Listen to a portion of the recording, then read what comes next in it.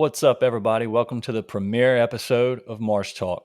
We have a really good guest today, but before we get started, I just want to do a quick introduction of myself and what the podcast is.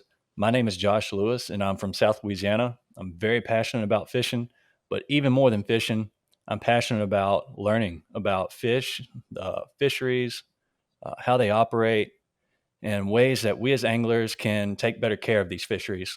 Each episode is going to feature a guest ranging from industry professionals to biologists to professional anglers and just ordinary people like myself.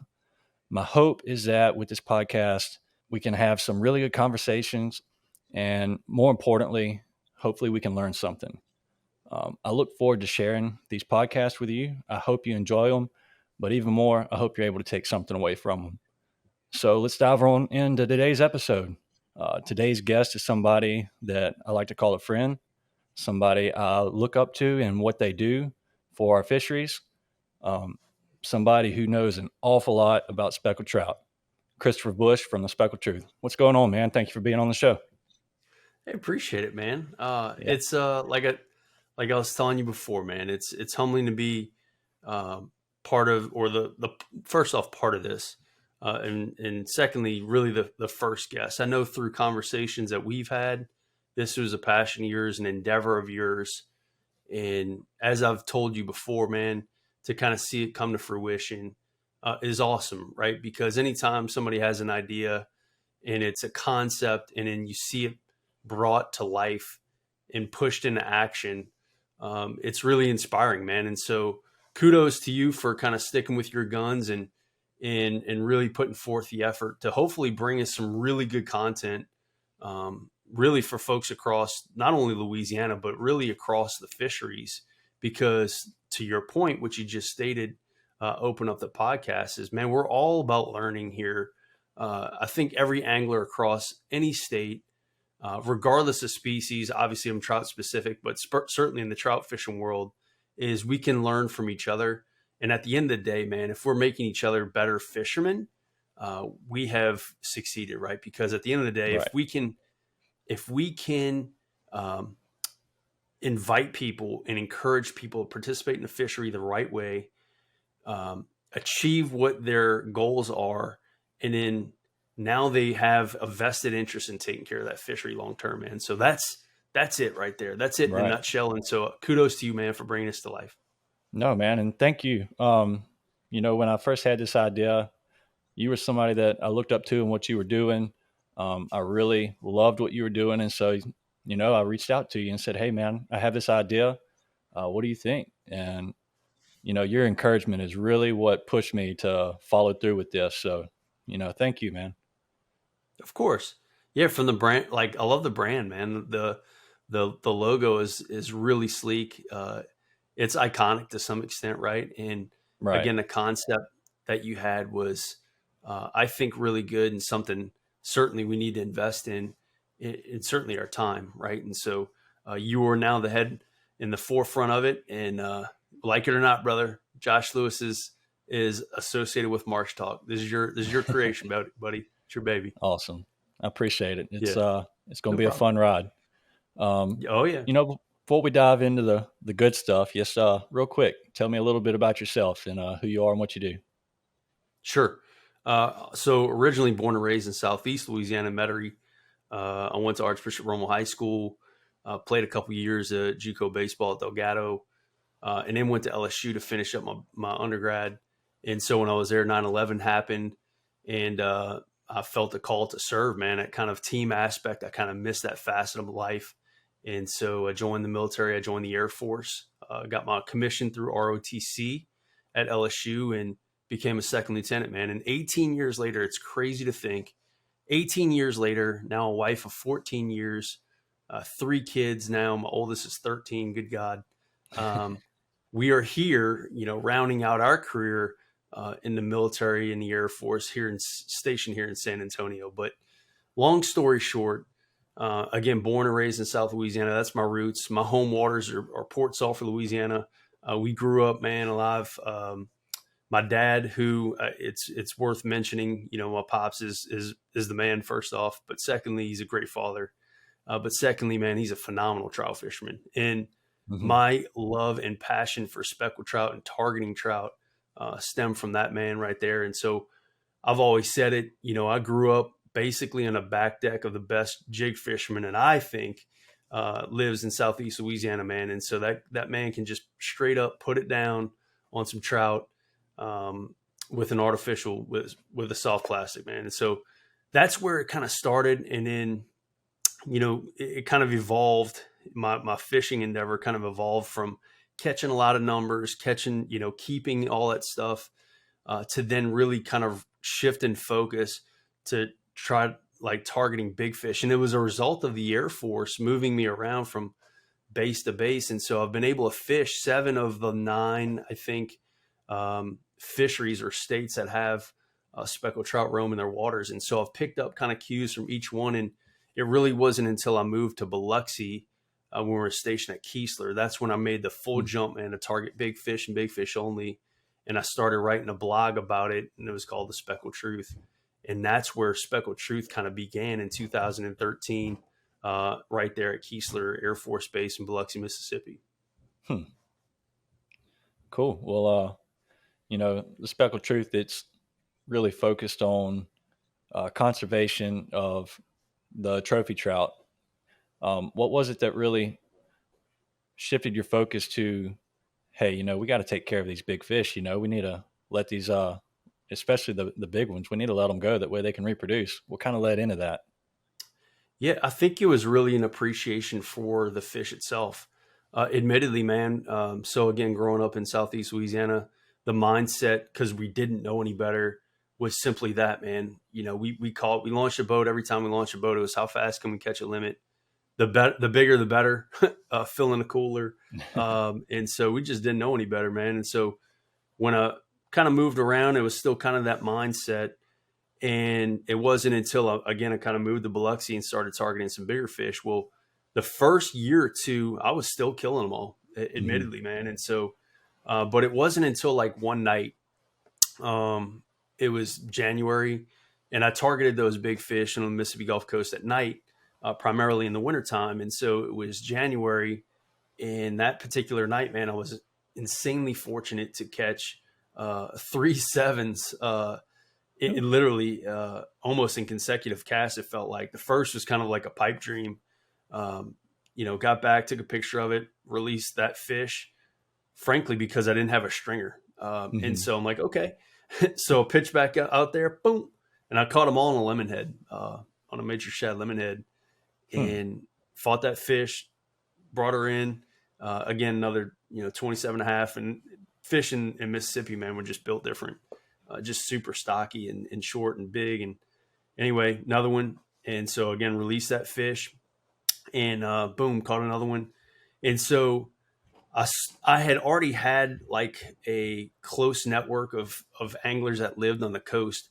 Well, they had Hmm. been to different states, and Glenn Ellis, Patrick Martino, they had come to Texas. And when they had heard that I was, catching some bigger fish and killing them all, when I released those, they were like, dude, that was like the encouragement. And so I was like, you know what? I really enjoyed that.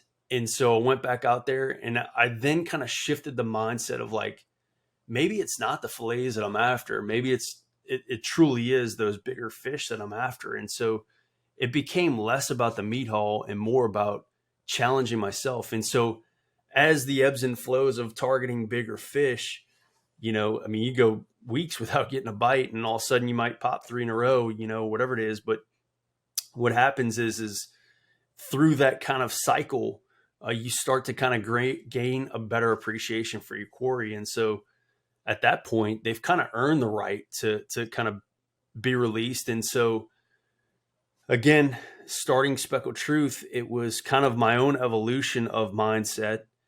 And as a result, I was really trying to highlight the pursuit of targeting bigger fish versus, again, the meat haul. And so I didn't really intend for it to kind of come across almost as conservation based, but more or less just kind of, I was really into like talking and socializing, like how to catch big trout.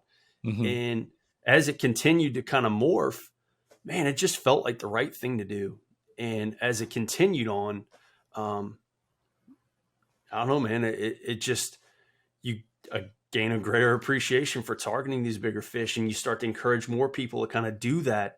And so that's kind of how my evolution in terms of conservation, came along. And now, hopefully, as we encourage people to take care of a fishery and to take care of those bigger fish, it's really not to, in your face, like, hey, you got to catch and release, or you got to be conservation minded. It's really Right. an atonement for my previous sins of keeping so many fish over the course of so many years.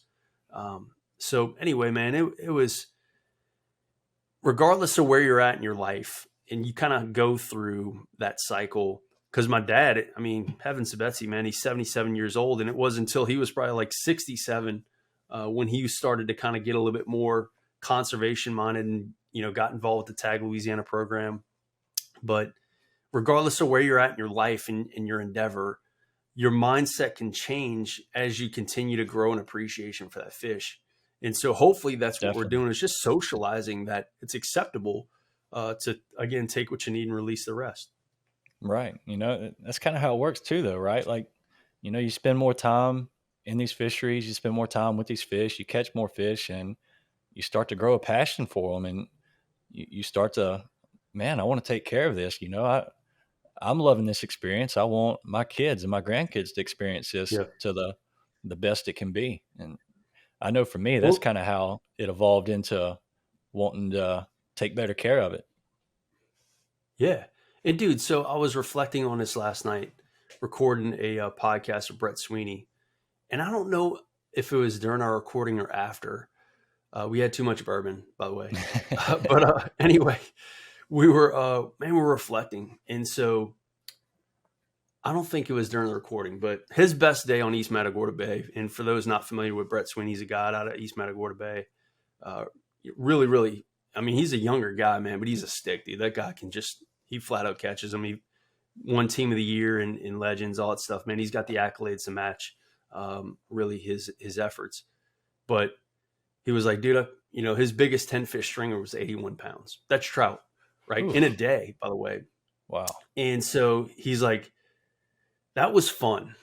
And as we were talking, I'm like, the last conversation maybe that Aaron Martin's ever had that was Mm. filmed or recorded was one was with me, man, because he died not long after he recorded our podcast, and I remember him in that podcast saying, "It's a lot more fun catching fives and sixes than it is twos and threes," and Absolutely. to some extent, man, that resonates now more than ever because, to Brett's point, I would much prefer to go catch or have an opportunity to catch 81 pounds in a 10 fish stringer in a day. And I think most of us would, right? Right. And so, but it starts at the front. It starts taking care of a fishery on a front end to see the evolution of that on the back end, which is, I mean, look at OH Ivy right now in Texas. I mean, Bruh. these bass that are coming out of that, factory are just insane. But Texas Parks and Wildlife, they put in the effort to take care of that fishery, right? And Yep. you would be crucified if you were at OH Ivy right now keeping a 5 or 6 pounder, right?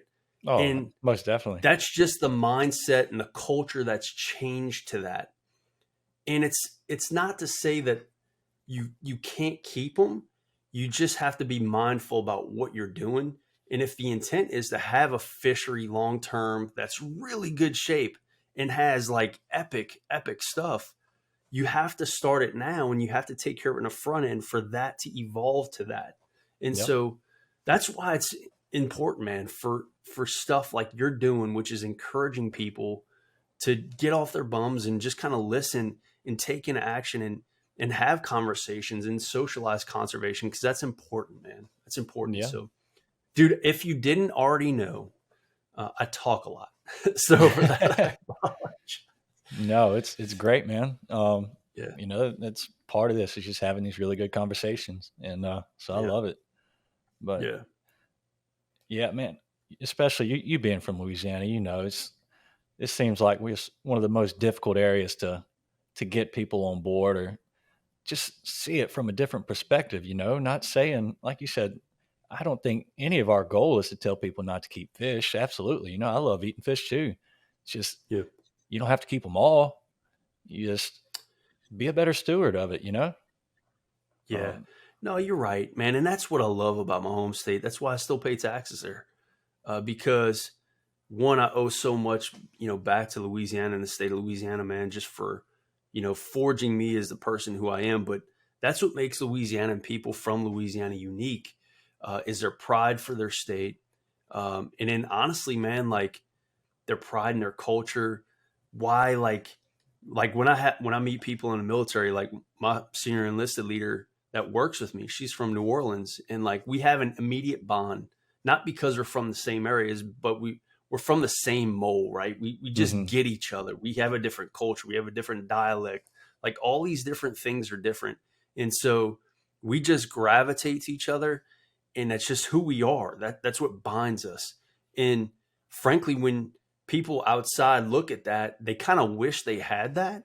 But on the same token, is in this particular case, we can be so removed from kind of the rest of things that are kind of going around because we're kind of in our little bubble that we don't really see, you know, what's probably best or at least an action that we can consider that might have long term like better impacts because we just we are who we are, man, and we have that pride of our state. And so changing that mindset, changing that culture isn't something that's nowhere near going to come overnight, Yeah. and that's okay, man. I mean, that's okay, but eventually it's going to have to, just because of our our dynamic with regards to our fishery and land loss and coastal erosion and subsidence and all that stuff, man. So Mhm. we're going to have to shift measures a little bit, but we got to get people on board first.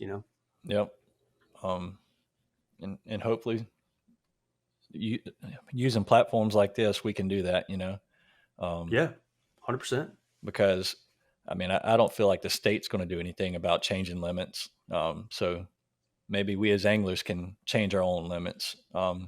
Kind of like the release over 20, his goal was to set his own limits as an angler that he felt was needed, not because the state said so, because he felt like that. So I love that concept. That's what we should all practice, in my opinion. Yeah, Um, no, and Dave's a good man, from a release over 20 Dave Flad, and his initiative is fantastic. But just that slight bit of encouragement, you're right, is the long term impact that's needed and required. But dude, if you don't know about it, and you don't know that there's an alternative, there's no way you're going to consider that. Again, I go right. back to 12 and 13-year-old me back in living on Athenia right there off Causeway, and then going down and sleeping out basically at Chelan Pass and Empire for the weekend, because that's what we did, man. We camped out there. We literally pitched a tent, camped out there, cook what we ate or cook what we caught, all that stuff, man. I love that. I love that. But Hmm. dude, that 12-year-old me, that 13-year-old me, gosh, let me date myself. So that would be 1993. um, dude, that was never in the calculus, because at that time, man, we never thought, we never thought there'd be that much change to the fishery. That pass, Chelan Pass, Bay La Mer, Eddie's Pass, that whole dynamic, that whole coastal part of really Barataria has completely changed. Those passes no longer exist. And that's something I never thought I would ever see in my lifetime go away.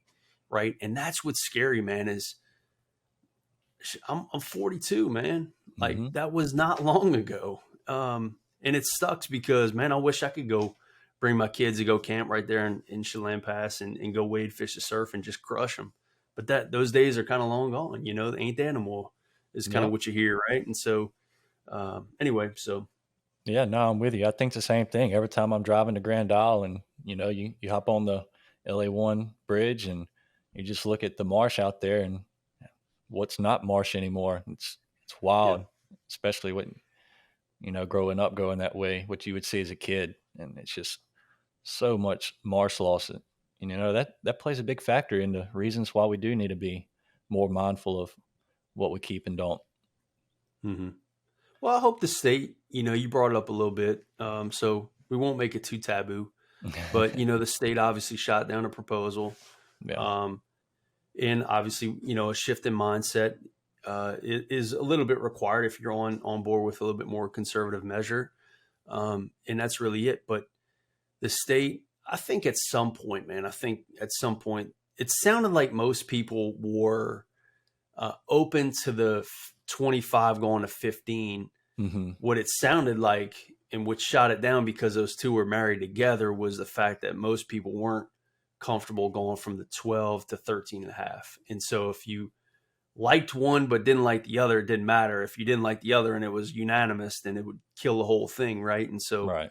um, but it sounds like, and I've had conversations post that decision with recreational guys, um, that I've asked, hey man, do you mind giving me a shout?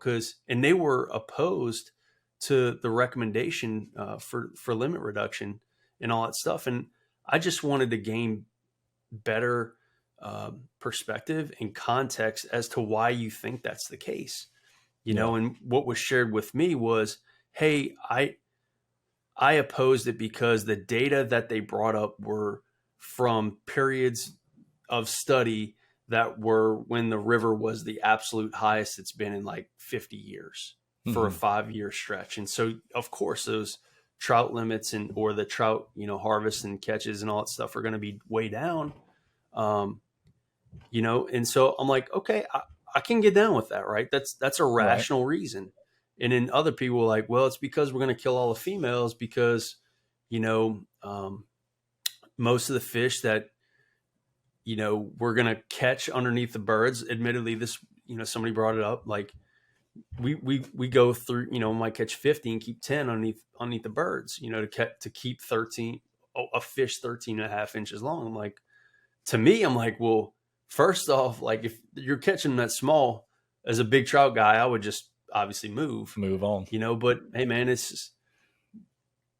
that's where you're going to have the little bit of change, and even beyond that, um, the other thing I was kind of countering with them, and honestly, man, insanely respectful, was they were basically saying, hey, I see your point, which my point is from here in the state of Texas, we went from 15 to 17 inches post freeze and then reduced the limit on, or reduce the size from 25 to 23. So we can keep 3 in the 17 to 23 inch slot.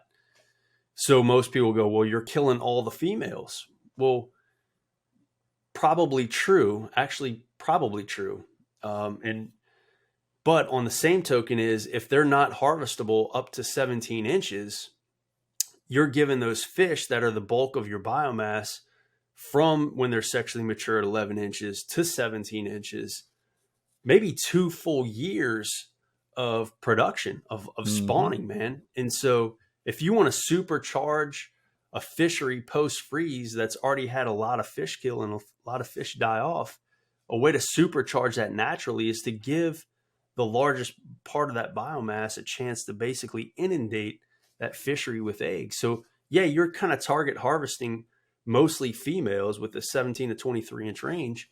But again, think about it on the front end. You're giving those fish a chance to spawn. So, Louisiana from 11 to, 12 to 13 and a half, you're giving those fish maybe one extra spawning cycle to again, contribute to a fishery. So after you explain that and people have rational conversation, it's okay. Like he Right. was like, man, I never thought of it that way, and same with me. I never thought of, when they did the Department of Wildlife Fisheries, when they did the study, it was during periods of low river, so maybe their Hmm. data could be skewed.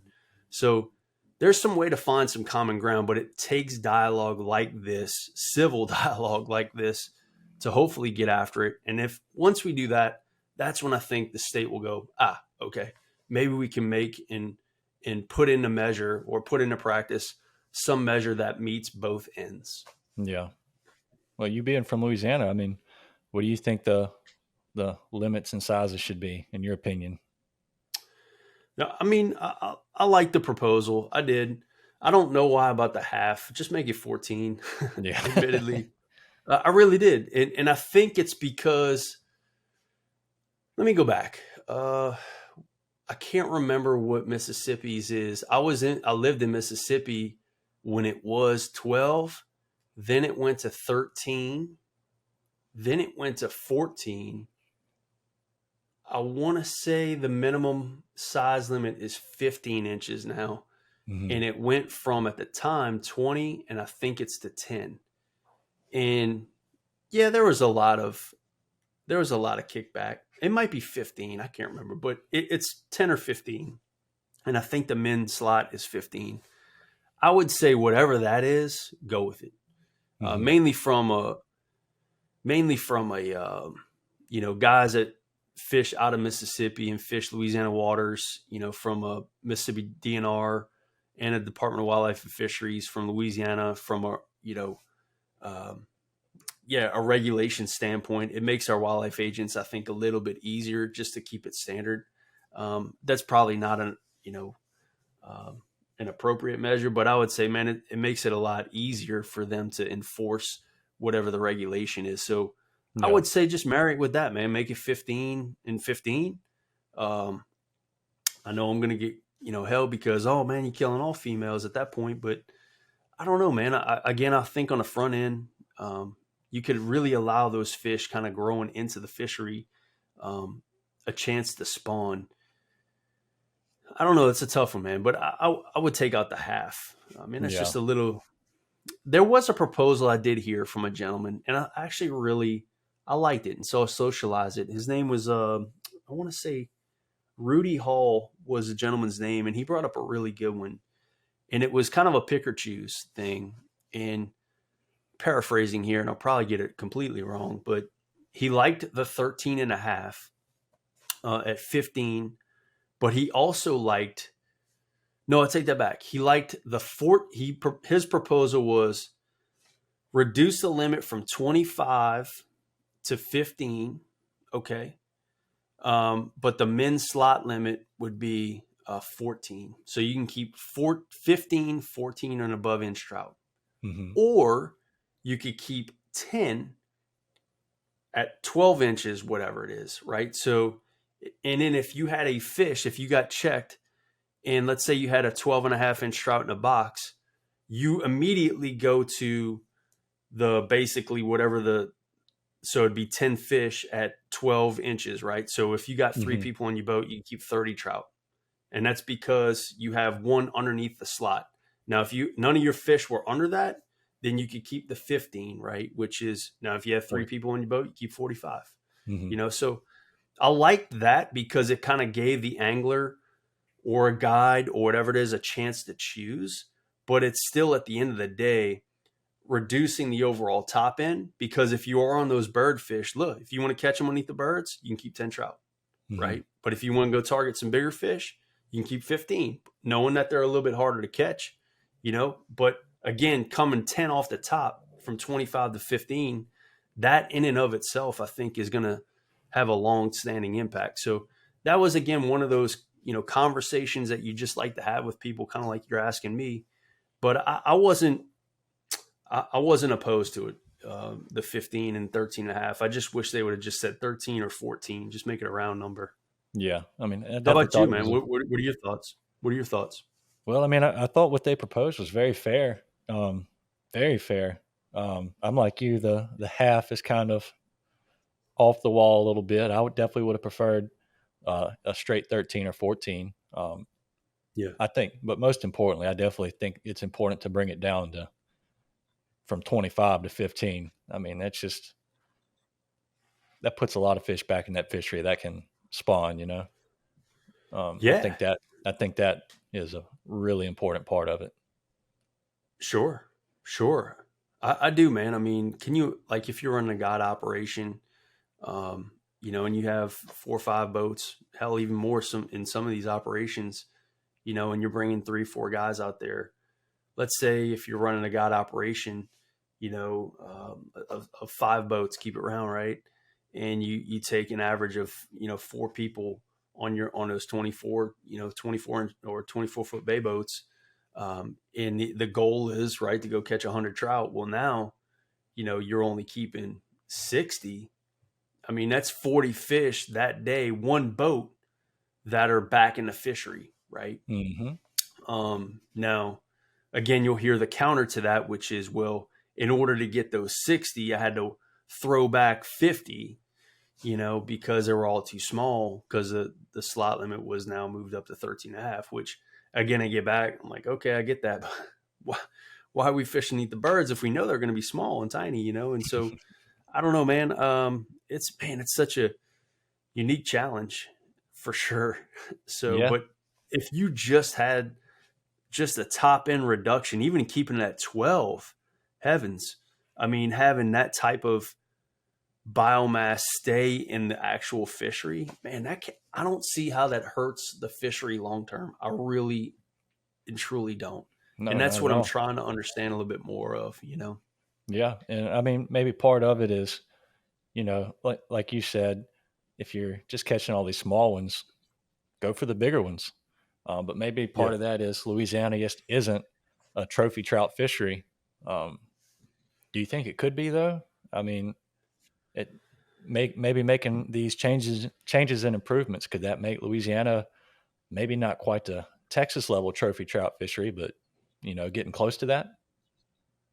Well, I mean, I,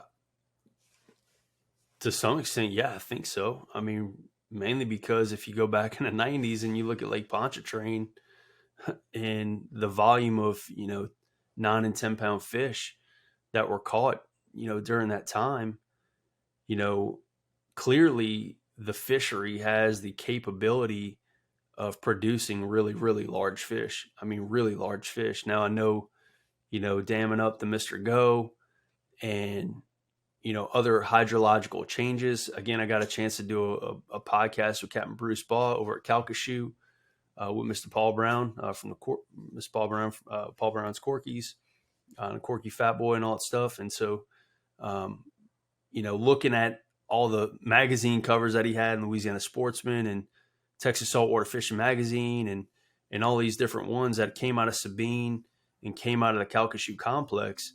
I mean, the volume of 8 and 9 pound fish that man caught is completely ridiculous. But if you ask him, hey, what's the biggest change? Man, we just don't have the salinity we used to, and it's mainly because the changes in hydrology to that fishery, right? And it's the same I would say with Lake Pontchartrain. When they close a Mr. Go, we just don't see that salt water coming in like we used to, right? And so Hmm. that's why Seabrook and those areas in the southeast part of the lake still produce at times when the salinity is super high. But man, you get a couple years where you had some high salinity levels, yeah, that lake starts to produce some big fish. So it's not to say that it can't be a trophy trout fishery. It definitely has its own unique challenges, certainly with the river, but um, if you it could. Bottom Yeah. line is it could. Venice, certainly, Stu Shear. Oh my gosh, all those guys that used to fish and live pogies on the beaches in Grand Isle and stuff like that. Man, he used to catch hammers. I mean, they Hmm. still do. You know, uh, just giant trout. And so they're still there.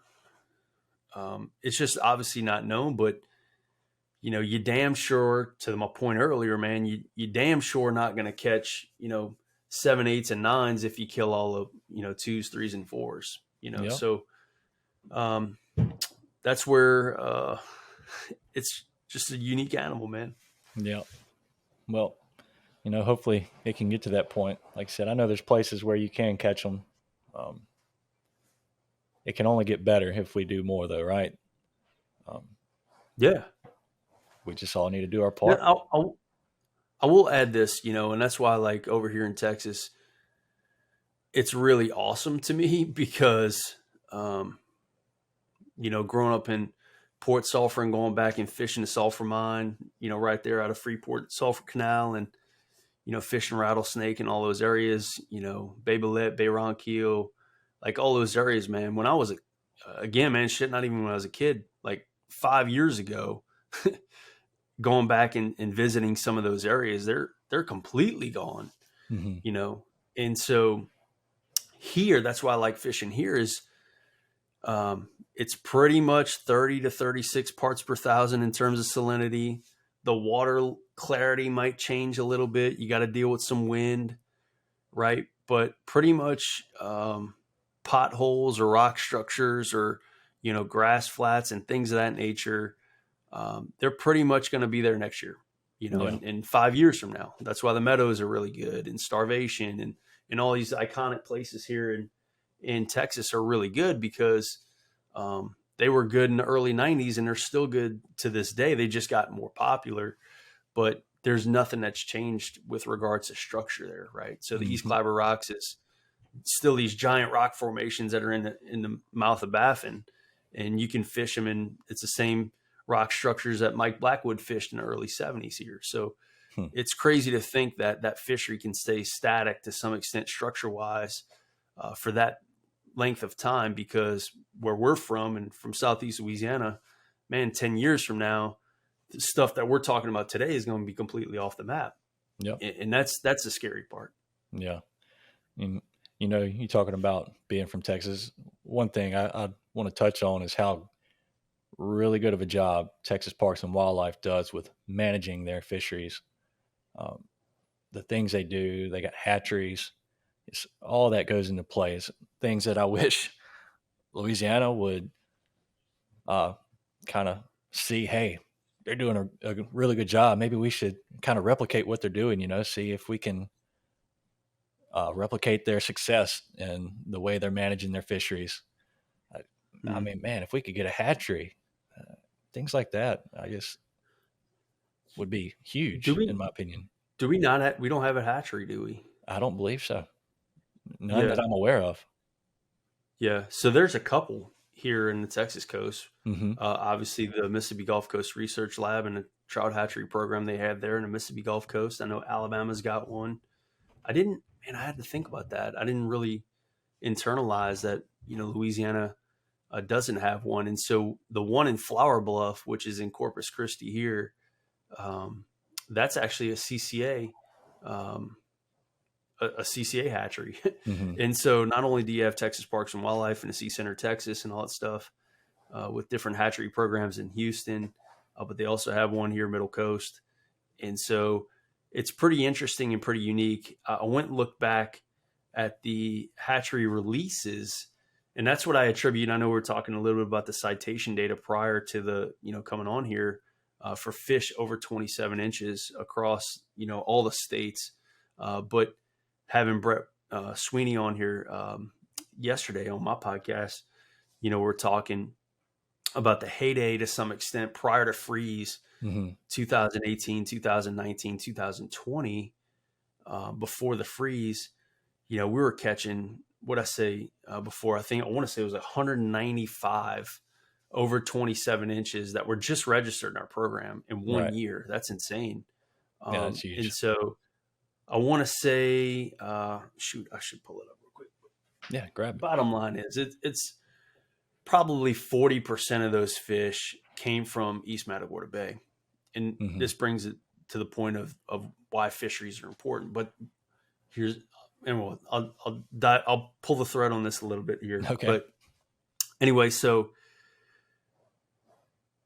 their production was phenomenal in those years leading up to the freeze. And if you go back to 2013 and 2014, the hatcheries released in East Matagorda Bay upwards of 7 million hatchlings. So up to 7 million small, trout. Hmm. Now, we know talking with Dr. Greg Stuns that about 1% of those makes it really, no, I'd take that back. It's 3% that actually make it into the fishery. So in other words, out of the 7 million, 3% of those are actually going to grow up to full grown trout and provide back to the fishery.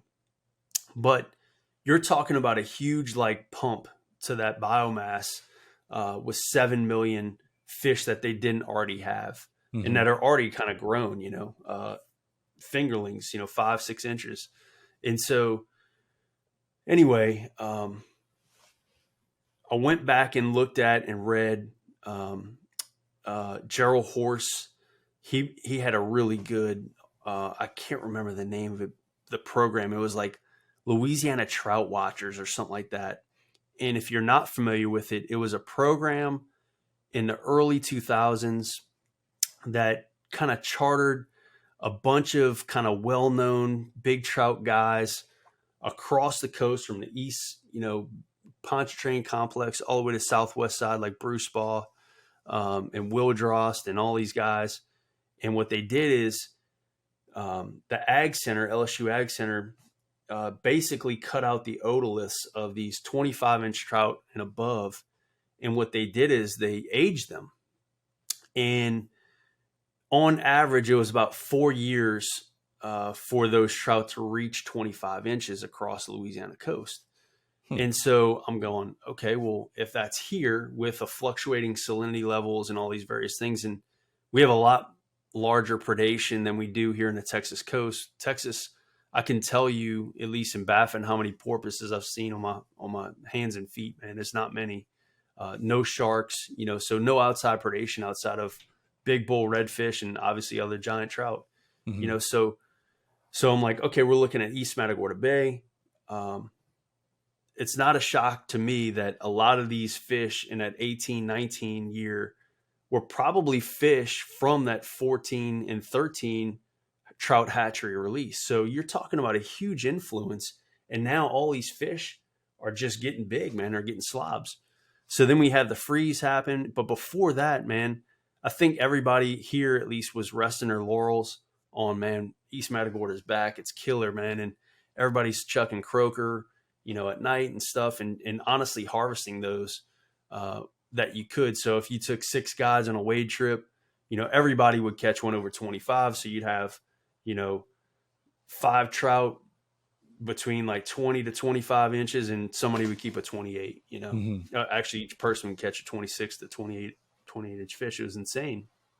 And so it shows 2 things. The first is how much of an influence a hatchery could have to a fishery. And secondly, how much of an impact man can have on taking from a fishery. And then you couple that with a freeze, you have the numbers that I was sharing with you, man, post freeze, we were looking at 195, trophy trout citations in the state of Texas, 80 something came from East Matagorda Bay. And then we had, I want to say it was on average between 11 and 13 30-inch fish coming from East Matagorda Bay. To post freeze, there was like none, right? And so, wow, dude, we got to get after it. So active management, having a conservation mindset is a good thing. And it goes to some extent your point, which was, Texas Parks and Wildlife does a great job. Yes, they do. But on the same token is we can't just rest on that, man. We have to take an active role as anglers participating in a fishery to ensure that we indeed have a healthy fishery. So post freeze, I think it opened a lot of people's eyes where they were like, man, that was a lot of fish that died. And so a lot of people made the pledge to kind of throw back basically everything that they caught that year just to help the resource rebound. Last year was phenomenal. This year's really good. It's not as good as last year for some reason. Maybe it's the drought that we've had here, but it's been crazy, man. But yeah, Texas Parks and Wildlife, they try to do their due diligence and do it well. And I like the fact that they implemented a quick change to their limit post freeze, voted on it, kind of enacted it, and then auto sunsetted. That's the thing that I love about Texas Parks and Wildlife is when they implemented it, like at the end of this summer after the spawning season, it automatically sunsets back to pre-freeze limits. Mm-hmm. And then they'll reassess through GillNet surveys the following spring. So whether you like the new limit or not, it's going to go back to that. But if you have people that are already kind of conditioned and want to take an active role in long-term sustainability, that going back to 5, okay, I can keep 2 extra fish, but they really won't care. Yeah. They'll probably still keep 3. Shoot, most people probably won't keep any, just because that's kind of the culture that's kind of growing a little bit here, which is good. Yeah. They're seeing how what they're doing, taking an active role, the changes it makes. And I mean, that's what it takes, seeing that. Yeah. Well, man, I know we've been talking a good little bit. I want to I talk a lot, dude. I'll tell you, Oh man. I'm no, I sorry. love it. I love it. This is kind of conversations I was wanting to have, so I love it. But Yeah. before we wrap it up, just kind of want to leave off with little Q&A. If you was going to catch a dirty 30 or try your best to somewhere in Louisiana, where would you go? Yeah. Two places. I'd probably go Chandelier would be one, and probably Venice on a lower every year, number two. That'd probably Yeah. be that'd probably be my two. I'd probably say, long periods of drought where you get that salinity creep back up in Calcasieu. I'd probably say number three. Hmm. Between three and two. I mean, just a river and freshwater outflow would have to be low for an extended period of time. But I could see either Venice or Calcasieu, still being kind of living up to its name. But I think the most consistent shot at catching a large trout, really, really large trout, would be Chandelier. Yeah. Have you caught any big ones out there? I did, man. Well, that's all relative, super relative. Yeah, that's very Well, true. so before we bought the camp, um, to answer your question, no. Mainly because at the time I didn't know, right? Hmm. Because before we bought the camp, let me phrase it. Before my father bought the camp in Happy Jack, and we started fishing, the surf there in Empire, because that's really where he grew up fishing with my grandfather. Was kind of on the west side of the river. He fished and duck hunted in Buras. Um, I remember riding through Grand Bayou and Bayou Herties and all those areas back there. I don't even know if they still have some camps back there, but he'd tell me basically who owned the camp, like the guy's name, and he used to stay there when he was a kid, So it's interesting to have that context of a father that grew up fishing the west side of the river like that. But before he bought the camp, he went through a fishing dry spell where he was working a lot. Him and my mom, they ended up buying 30 acres of land in Kiln, Mississippi.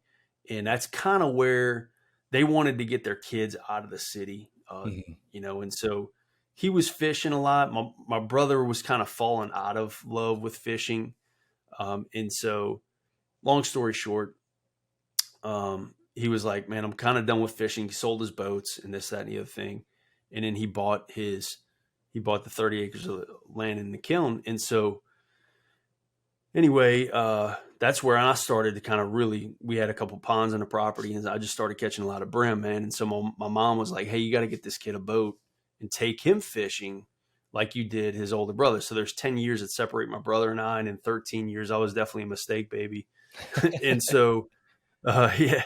And so, anyway, the first couple of trips that we made were actually in my uncle's boat, and we would launch out of Buras. We go run out of Baptiste Colette, and we would go fish basically the southern chain of Shandy. Hmm. And it was Little and Grand Gosha, and it was awesome, man. And it was so wild out there. We would camp out there, during the weekends and stuff like that.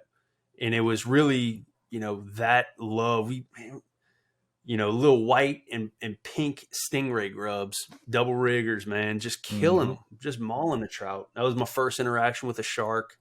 That was super cool. But bottom line, man, it was so raw and untouched out there. It's beautiful. And so going back there a couple times since then, yeah, it's still remarkably beautiful fishing Freemason and that kind of shell stretch right there. Just amazing. But um, when we made it back over to Port Sulphur, that's when I really fell in love with wade fishing, the surf, and kind of some of those flats in that kind of estuary. Hmm. And so that was just kind of what we did, man. But Shandy is beautiful. And again, it's one of those kind of raw places where if you're going to target a big fish, you could definitely see how that would be because that's pretty much nature untouched out there. Yeah. Unlike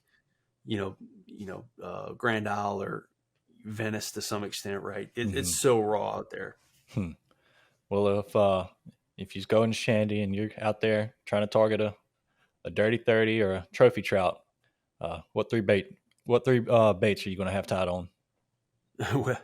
Well, there, I would probably go. Um, I'd probably go a tail to start. Probably tail, top water, and corky fat boy. Okay. So it'd almost be the inverse. It'd probably be corky fat boy.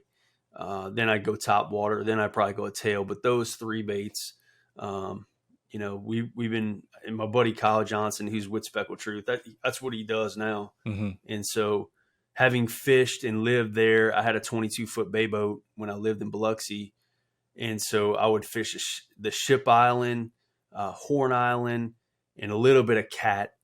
But mainly the East and West Ship were kind of my bread and butter when I lived out there. So it's really similar concepts, but man, those grass flats on the north side of Ship Island caught a ton of fish, man, on fat boys, on tails, on top waters. I mean, and caught some really large fish out there doing that stuff. So actually, I don't know if you see that cover shot right there Mm-hmm. was from Ship Island. That was on the May issue of Mississippi Sportsman. My buddy Sam Davis took that, Okay. and yeah, man, I was noticed they're all strung up. Sadly, because I wasn't in that conservation mindset yet, but that one that's poking out at the very front is about a six, maybe 6.25. So, Mm. yep, Well, awesome, man. Kind of wrap this up. yeah, I really appreciate the conversation. Appreciate you taking your time out to do this with me, man. I really looking forward to. proud of you, man. I appreciate I'm that. proud of you, dude. Like I told Yep, you, it's this is a product of you just encouraging me to pursue this. But yep. like I said, I appreciate your time and look forward to talking with you some more. Want to thank everybody for tuning in, listening to this. Uh, really appreciate if you took the time out to. I look forward to sharing some more conversations with everybody. Hopefully, we can all continue to learn some more. I know I'm looking forward to learning more. And until next time, see y'all later.